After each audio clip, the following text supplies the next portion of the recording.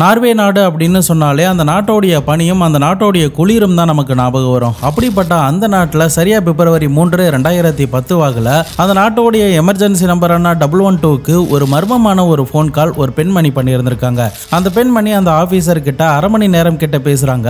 அப்படியே அரை மணி நேரம் பேசுனதுல அவங்க என்ன சொல்றாங்கன்னா, என்னுடைய பெயர் ஃபைசா அஸ்ரஃப் அப்படின்னும், எனக்கு 26 வயது ஆகுது அப்படின்னும், நான் ஒரு துணிக்கடையில் சேல்ஸ்கேல வேலை பார்த்துக்கிட்டு இருக்கேன். அதனால எப்போதும் போல காலை நேரத்திலேயே கிளம்பி என்னுடைய வீட்டில் இருந்து கொஞ்சம் தொலைவில் இருக்கிற பஸ் ஸ்டாண்டில் போயிட்டு அந்த குளிரில் நின்றுக்கிட்டு இருந்தேன். அந்த சமயத்தில் ஒரு டார்க் ப்ளூ செடான் கார் என் பக்கத்தில் வந்து நின்றுச்சு. அதில் இருந்து வாட்ட சாட்டமான உயரமான ஒரு ஆள் இறங்குனா. அவனை பார்க்கும்போது நல்ல மசில்ஸோட ரகடா இருந்தான். கொஞ்ச நேரம் கழித்து என் கிட்டக்க வந்து என்னுடைய வாயை பற்றி அவனுடைய காருடைய டிக்கியில் அடைச்சிட்டான். நானும் அவனுடைய பிடியில் இருந்து மீள முடியாம இந்த காருக்குள்ள நான் இருண்ட நிலையில கிடந்தேன். அந்த சமயத்தில் தான் நம்ம கிட்ட ஒரு ஃபோன் இருக்கே அப்படின்னு சொல்லிட்டு அவன் என்னுடைய கையை கட்டியிருந்ததுனால அந்த கட்டுகளை மெல்லமா அவிழ்த்து விட்டுட்டு அதன் பிறகுதான் என்னுடைய போனை எடுத்து எமர்ஜென்சி நம்பருக்கு கால் பண்ணியிருக்கிறான் அப்படின்ற ஒரு டீட்டெயில்ஸே சொல்றாங்க. இதை கேட்டதுமே அந்த ஆஃபீஸருக்கு பயங்கர ஷாக்கிங்கா இருந்திருக்கு.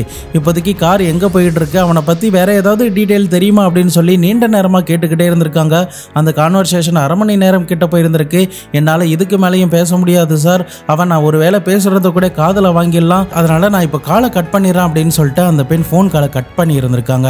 அதன் பிறகு கொஞ்ச நேரம் கழித்து மறுபடியுமே அந்த ஆபரேட்டர் தன்னுடைய மேலதிகாரிகள் கிட்டலாம் இதை பத்தி தெரிவிச்சுட்டு அந்த பெண்மணிக்கு கொஞ்ச நேரத்திலே கால் பண்ணி இருந்திருக்காரு. அந்த சமயத்துல அந்த பெண் என்ன சொல்றாங்கன்னா, கொஞ்ச நேரம் கழித்து கார் ஒரு இடத்துல நின்னுது சார். அப்போ என்னை கடத்தினவன் என் கிட்ட வந்து, நீ இந்த கார்ல இருந்து தப்பிக்கிறதுக்கெல்லாம் முயற்சி பண்ணாத, நான் உன்னை எதுவுமே பண்ண மாட்டேன், உன்னை கடத்த சொல்லி என்கிட்ட ஒருத்தர் ஆர்டர் கொடுத்தாரு, அதனால அவர்கிட்ட ஒப்படைச்சிட்டு நான் போயிடுவேன், அதன் பிறகு நீயாச்சு அவராச்சு, அதனால அது வரைக்கும் நீ அமைதியா இரு அப்படின்னு சொல்லிட்டு போனா.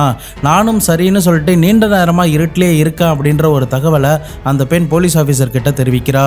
ஆனா நேரம் ஆக ஆக ஃபைசா என்ன சொல்றாங்கன்னா, எனக்கு மூச்சு விடுறதுக்கே சிரமமா இருக்கு சார், சீக்கிரம் என்னை எப்படியாவது வந்து காப்பாத்துங்க, எந்த லொகேஷன்ல இருக்கேன் அப்படின்ற முதற்கொண்டு எதுவுமே எனக்கு தெரியல அப்படின்ற ஒரு டீட்டெயிலை அந்த ஃபைசா தெரிவிக்கிறாங்க.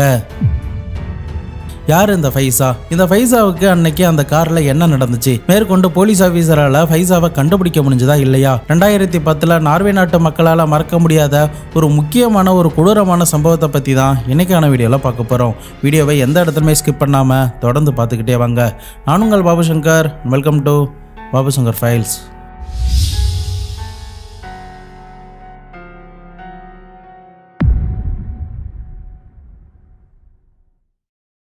கடத்தப்பட்ட இந்த ஃபைசா அஸ்ரஃப் அப்படின்ற பெண் 1984 நார்வே நாட்டில் ஒரு பாகிஸ்தானி தம்பதியினருக்கு தான் பிறந்திருக்காங்க. இஸ்லாம் சமுதாயத்தை சேர்ந்த இந்த குடும்பத்தார்கள் தங்களுடைய வழிபாடு முறைகளிலும் சரி, தங்களுடைய கலாச்சார நடைமுறைகளிலும் சரி ரொம்பவே ஸ்ட்ரிக்டா தான் இருந்திருக்காங்க. 1970களிலேயே ஃபைசாவுடைய குடும்பத்தார்கள் நார்வே நாட்டுக்கு வந்திருக்காங்க. ஃபைசா அந்த குடும்பத்தில் 2ஆவதா பிறந்த மகள். ஃபைசாவுக்கு ஒரு அக்காவும் 2 தம்பிகளும் இருக்காங்க.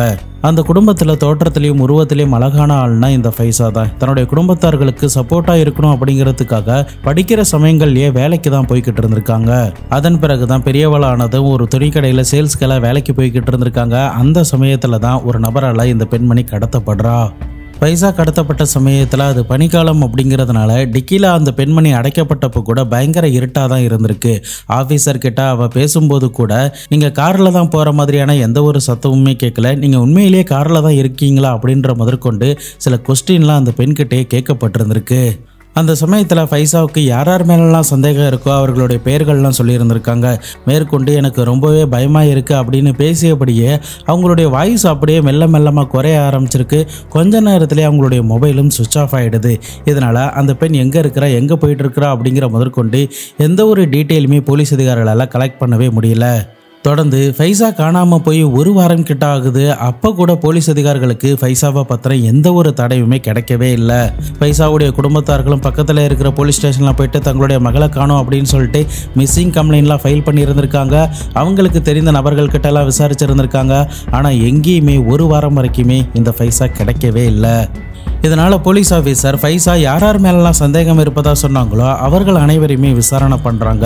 அதே சமயம் குறிப்பா 29 வயது இருந்த சமரேஸ் கான் அப்படின்ற மேல தான் எனக்கு சந்தேகமா இருக்கு அப்படின்னு அந்த பெண் அழுத்தம் திருத்தமா சொன்னதுனால அவனை பத்தி போலீஸ் அதிகாரிகள் விசாரிக்க ஆரம்பிக்கிறாங்க. அந்த கான்வர்சேஷனில் ஆப்ரேட்டர் கிட்ட இந்த ஃபைசா என்ன சொல்லியிருந்திருக்காங்கன்னா, இந்த சமரேஸ் கான் ஒரு டாக்ஸி டிரைவர் அப்படின்னும், அவன் தன்னுடைய சொந்தக்காரன் தான் அப்படின்னும், அவனுக்கும் எனக்கும் எந்த ஒரு சம்பந்தமும் கிடையாது, அவன் தான் என்ன 5 வருடமாக காதலிச்சுக்கிட்டு வச்சுக்கிட்டு இருக்கான், தொந்தரவு பண்ணிக்கிட்டு இருக்கான், கல்யாணம் பண்ண சொல்லி என்னை கட்டாயப்படுத்திக்கிட்டு இருக்கான். ஆனால் எனக்கு அவனை கல்யாணம் பண்ணிக்கிறதெல்லாம் விருப்பம் கிடையாது. ஏன்னா அவன் ஒருத்தரை குத்திட்டு 6 மாதம் கிட்ட ஜெயிலில் இருந்திருக்கான். அது மட்டும் இல்லாமல் அவன் சரியான போதைக்கு அடிக்ட் ஆன ஒரு ஆள். அதனால் அவன் மேலே எனக்கு எந்த ஒரு விருப்பமே கிடையாது. ஆனால் அவன் என்னை விடாமல் தொந்தரவு பண்ணிக்கிட்டே இருப்பதாகவும், அதனால் அவன் தொந்தரவு தாங்க முடியாமல் அவனுடைய நம்பரை கூட நான் மாற்றிட்டேன் அப்படின்னும், ஆனாலுமே அவன் வேற நம்பர் மூலியமா என்னுடைய நம்பரை கண்டுபிடிச்சு கல்யாணம் பண்ண சொல்லி வற்புறுத்திக்கிட்டே இருந்தான். எனக்கு என்னவோ அவன் மேலதான் சந்தேகமா இருக்கு அப்படின்னு பைசா கடத்தப்பட்ட அன்னைக்கு ஆபரேட்டர் கிட்ட பேசும்போது இந்த டீட்டெயில்ஸ்லாம் சொல்லி இருந்திருக்காங்க.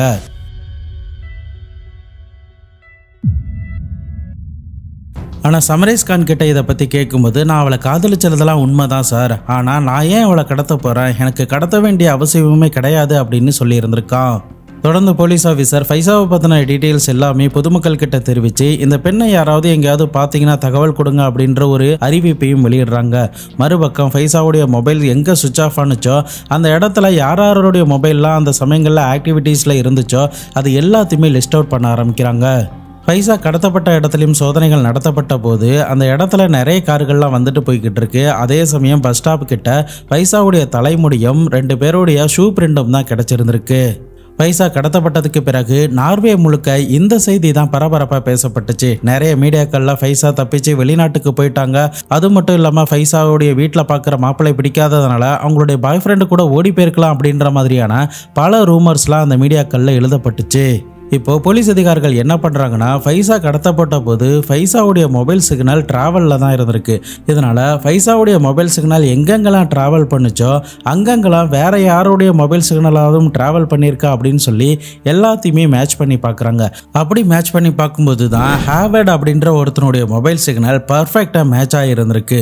இதனால் அவனுடைய அட்ரஸை கண்டுபிடிச்சு அவனை பற்றி விசாரணை பண்ணும்போது அவன்கிட்ட இருந்து எந்த ஒரு பதில்களுமே இல்லாமலே போகுது. இப்போ அவங்ககிட்ட ஒரு கொஸ்டின் ஒன்று கேட்குறாங்க. பைசா கடத்தப்பட்ட நாள் அன்னைக்கு நீ எங்கே இருந்த அப்படின்னு சொல்லி கேட்கும்போது, நான் கம்பெனியில் தான் வேலை பார்த்துக்கிட்டு இருந்தேன் அப்படின்னு சொல்லியிருந்திருக்கான். உடனடியாக போலீஸ் ஆஃபீஸர் இவன் எந்த கம்பெனியில் வேலை பார்க்குறானோ அந்த கம்பெனியில் போயிட்டு விசாரிச்சிருந்திருக்காங்க. அப்படி விசாரணை பண்ணும்போது அவர்கள் என்ன சொல்கிறாங்கன்னா, பைசா எந்த நாள் கடத்தப்பட்டாங்களோ அந்த நாளில் இருந்து இவன் ஆஃபீஸுக்கு வரவே இல்லை அப்படிங்கிற ஒரு விஷயத்தை கண்டுபிடிக்கிறாங்க. மறுபக்கம் ஃபைசாவுடைய ஃப்ரெண்ட்ஸ் கிட்டையும் சமரேஷோடைய ஃப்ரெண்ட்ஸ் கிட்டையும் விசாரணை பண்ணுறாங்க. அப்போ தான் 2 பேருமே லவ் பண்ணலை அப்படின்னும், சமரேஷ் தான் ஃபைசாவை ரொம்ப நாளாக லவ் பண்ணியிருக்கான் அப்படின்னும், கல்யாணம் பண்ண சொல்லி வற்புறுத்திக்கிட்டு வரான் அப்படின்ற எல்லா டீட்டெயிலுமே தெரிய வருது. இப்போ இவர்களும் இதே மாதிரி சொன்னதுனால உடனடியாக சமரேஷை கைது பண்ணுறாங்க. அப்படி கைது பண்ணி அவனை பற்றி விசாரணை பண்ணும்போது தான் பைசாவை நான் தான் கடத்தினேன் அப்படின்ற ஒரு விஷயத்தை ஒத்துக்கொள்ளவும் செய்கிறான். அன்னைக்கு நடந்த விசாரணையில் ஃபைசாவை எங்கே ஒளிச்சு வச்சுருக்காங்க, எதனால் அவன் கடத்தினா அப்படின்ற விஷயம்லாம் சொல்லியிருந்திருக்கான். அது எப்படி நடந்துச்சு அப்படிங்கிறத டைம்லைன் படி 1 by 1 இப்போ நம்ம பார்க்கலாம். இந்த சமரேஷ் அப்படின்றவன் அவனுடைய நண்பனான ஹாவர்ட் அப்படின்ற அந்த வெள்ளக்கார மனிதன் கிட்ட 1 லட்சம் நார்வே பணத்தை கொடுத்து நீ இந்த ஃபைசாவை கடத்து அப்படின்ற ஒரு விஷயத்த சொல்லியிருந்திருக்கான். அதன் அடிப்படையில் தான் ஃபைசா பஸ்ஸுக்காக காத்துக்கிட்டு இருந்த சமயத்தில் இந்த ஹாவர்ட் அந்த பெண்ணை கடத்திட்டு வந்துடுறான். அப்படி கடத்தப்பட்ட அந்த பெண்ணை டிக்கியில் அடைத்து கொண்டு நீண்ட நேரமாக ஒரு மலைப்பகுதி இருக்கிற இடத்துக்கு டிராவல் பண்ணிக்கிட்டே இருந்திருக்காங்க. இந்த ஹாவர்ட் கிட்ட சமரேஷ் கொடுத்த டாஸ்க் என்னன்னா, நீ அவளை கொல்லலாம் கூடாது, கண்டிப்பாக அவளை அடிச்சு உதச்சி சித்திரவதை பண்ணணும், இதை பண்ணிட்டு அவர் எங்கேயாவது ஒரு இடத்துல போட்டுட்டு வந்துடு அப்படின்ற ஒரு விஷயத்த சொல்லியிருந்திருக்கான். அதன் அடிப்படையில் தான் இந்த ஹாவர்ட் அந்த பெண்ணை கடத்தி இருந்திருக்கான். மேற்கொண்டு அவனுக்கு கேம்பிளிங்ல பணம் இன்வெஸ்ட்மெண்ட் பண்றதுக்காக பணம்லாம் தேவைப்பட்டதுனால தான் இந்த கடத்தலுக்கு கூட அவன் ஒத்து இருந்திருக்கான். ஆனா இவனுடைய லொகேஷனுக்கு ஃபைசாவை கடத்திக்கிட்டு போனதுக்கு பிறகு டிக்கியை திறந்து பார்க்கும்போது ஃபைசா கிட்ட இருந்து எந்த ஒரு அசைவுமே இல்லை. ஃபைசா இறந்து போயிட்டாங்க அப்படின்ற ஒரு விஷயம் அவனுக்கு தெரிய வந்ததுமே பயங்கரமா ஷாக்காகி இருந்திருக்கான். இதை இப்படியே விட்டா கண்டிப்பா நம்ம போலீஸ்ல மாட்டிப்போம் அப்படின்னு சொல்லிட்டு ஆள் நடமாட்டமும் கம்மியாக இருந்ததுனால ஃபைசாவுடைய சடலத்தை தூக்கி கொண்டு ஒரு மலைக்கு கீழே இருக்கிற பள்ளத்தாக்கில் புதைச்சிட்டு அது மேலே செடிகள் அங்கே கிடக்கிற பொருட்களால் மூடிட்டு அங்கிருந்து இவன் தன்னுடைய காருக்கு வந்து தன்னுடைய காரை சுத்தம் பண்ணிக்கிட்டு ஸ்வீடனில் இருக்கிற தன்னுடைய கேர்ள் ஃப்ரெண்டோடைய வீட்டுக்கு போயிருந்திருக்கான்.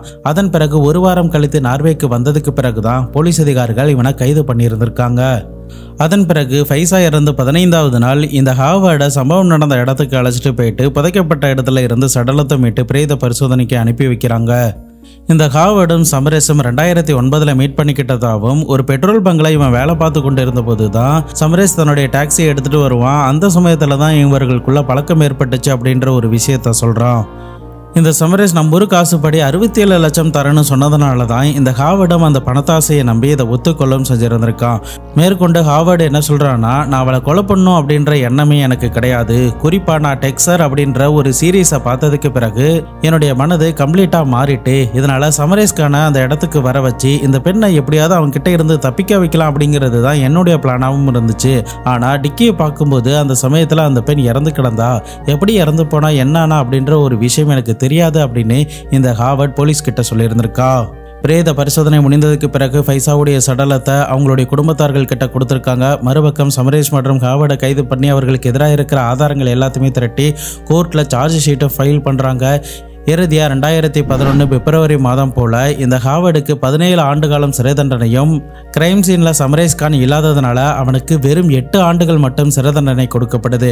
ஆனா இந்த தண்டனைகள்லாம் பத்தாது, சமரேஷ் கான் தான் மாஸ்டர் மைண்ட், அதனால கண்டிப்பா அவனுக்கு இன்னும் அதிகப்படியான தண்டனை வேணும் அப்படின்னு சொல்லிட்டு நார்வே நாட்டோடைய ஒரு கவர்மெண்ட் லாயர் மேல்முறையீடு எல்லாம் பண்ணியிருந்திருக்காரு. மேற்கொண்டு மீடியாவிலையும் நிறைய எதிர்ப்புகள் கிளம்பினதுனால நீதிமன்றம் மறுபடியுமே இந்த வழக்கை விசாரணை பண்ணி சமரேஷுக்கு 19 ஆண்டு காலம் சிறை தண்டனையும், ஹாவர்டுக்கு 18 ஆண்டு காலம் சிறை தண்டனையும் கொடுத்திருந்திருக்காங்க. அதோட மட்டும் இல்லாமல் நஷ்ட ஈடா ஃபைசாவுடைய குடும்பத்தார்களுக்கு 15 லட்சம் நம்ம ஊர் காசுப்படி கொடுக்கணும் அப்படின்ற ஒரு உத்தரவை பிறப்பிக்கிறாங்க. இவ்வளோ விஷயங்கள் நீங்கள் கேட்டதுக்கு பிறகு உங்களுடைய மனதுக்குள்ள கண்டிப்பாக 2 கொஸ்டின் எழும். ஒன்று, ஃபைசாவை எதனால் கடத்தினாங்க, இன்னொன்று ஃபைசா எப்படி இறந்தாங்க. இந்த ஃபைசாவை கடத்துவதற்கான காரணம் என்னன்னா, இந்த சமரேஷ் கான் நீண்ட நாட்களாக இந்த பெண்ணை ஸ்டாக்கிங் பண்ணிக்கிட்டே இருந்திருக்கா. என்னதான் சொந்தக்காரனாக இருந்தாலும் கூட இந்த பெண்ணை பார்த்ததும் பிடித்ததுனாலையும், இந்த பெண் பார்ப்பதற்கு அழகாக இருக்கா அப்படிங்கிறதுனாலையும் அந்த பெண்ணை எப்படியாவது கவர்ந்துடணும், அவளை தனக்கு மனைவியாக ஆக்கணும் அப்படின்ற ஒரு எண்ணம் தான் சமரேஷ் கானுடைய மனதுக்குள்ளே ஓடிக்கிட்டே இருந்திருக்கு. ஆனால் ஃபைசாவுக்கு அவனை சுத்தமாக பிடிக்காது. இதனால தனக்கு கிடைக்காதவ வேற யாருக்கும் கிடைக்கக்கூடாது, அவளுடைய அழகால தானே அவள் ரொம்ப திமிரா இருக்கா, அதனால அவளுடைய முகத்தை சிதைக்கணும் அப்படின்னு சொல்லிட்டு அவனுக்கு தெரிந்த போதைக்கு அடிமையான சில நபர்கள் கிட்ட பணம்லாம் கொடுத்து அவருடைய முகத்துல ஆசிட்டெல்லாம் தெளிச்சு அவளை கொன்னுடுங்க அப்படின்னு சொல்லி பணம் கொடுத்துருந்துருக்கா. ஆனா இதை கேட்டதுமே அவர்களுக்கு பயங்கர ஷாக்கிங்கா இருந்திருக்கு. இதனால போதைக்கு அடிமையான அதே நார்வே நாட்டை சேர்ந்தவர்கள் இதை எங்களால கண்டிப்பா பண்ண முடியாது அப்படின்னு திட்டவட்டமா மறுத்திடவும் செய்றாங்க.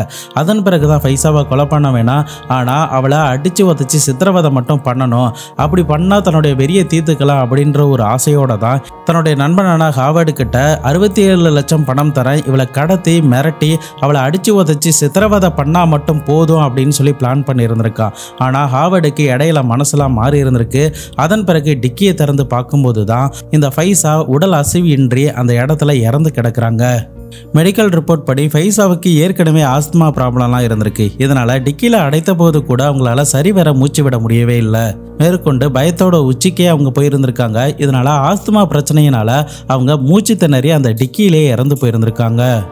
இந்த சமரேஷ் மாதிரியான ஆட்களும் இன்னமும் நம்மளுடைய உலகத்தில் சுற்றிக்கிட்டு தான் இருக்காங்க. உங்கள் பக்கத்தில் கூட இருக்கலாம். நீங்கள் அவர்கள்கிட்ட இருந்து விழிப்புணர்வாக இருக்கணும் அப்படிங்கிறதுக்காக தான் இந்த ஒரு பதிவு.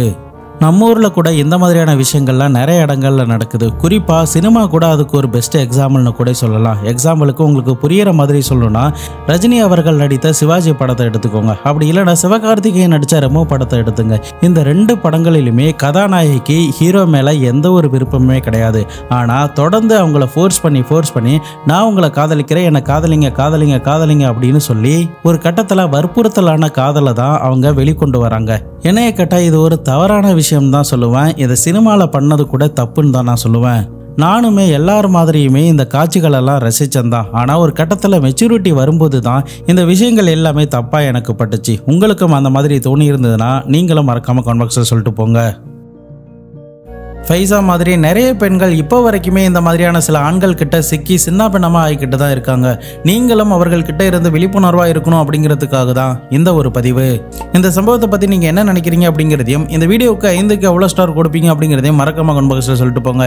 இதை பற்றி உங்களுடைய நண்பர்களும் தெரிஞ்சுக்கணும் அப்படின்னு நீங்கள் ஆசைப்பட்டீங்கன்னா அவர்களுக்கும் ஷேர் பண்ணி விடுங்க. நாளை மறுநாள் வேற ஒரு கிரைம் கேஸோட வேற ஒரு வீடியோவில் உங்களை வந்து சந்திக்கிறேன். அது வரைக்கும் உங்களிடமிருந்து விடைபெறுவது உங்கள் பாபு சங்கர்.